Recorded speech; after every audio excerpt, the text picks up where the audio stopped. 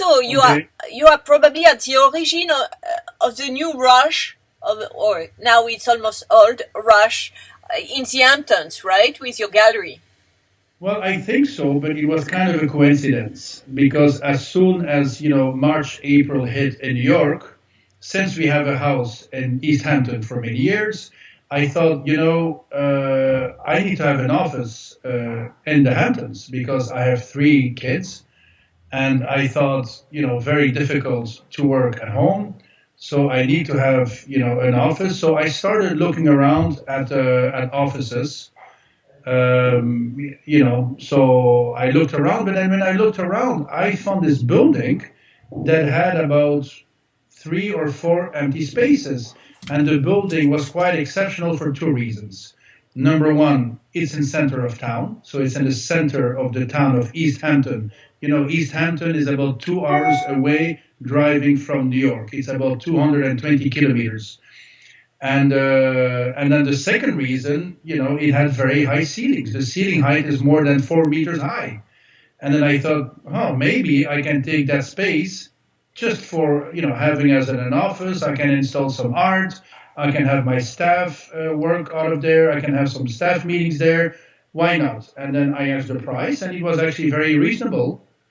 And then I said, hey, but wait a second. Instead of just doing an office, why not do a gallery? Because I'm on the ground level, center of town. So let's do a gallery. And then I did a gallery. And then after, it was kind of a snowball effect. Many people followed because they thought it was the right thing to do. Who are the people who followed? Well, what happened is that as soon as I signed my contract, I thought to myself, wait, it would be great to have, in those 2 other empty lots next to me, it would be great to have a good dealer who's a good friend of mine. And then right away, I called Per Skarstedt, from a Skarstedt Gallery. Yes. And it was pretty funny. I told him what I did. I told him that there's an empty space next to mine. And he said, I'll take it. And I said, what do you mean you'll take it? He goes, I'll take it. Well, you need to see it. He goes, okay, I'll see it, but I'll take it.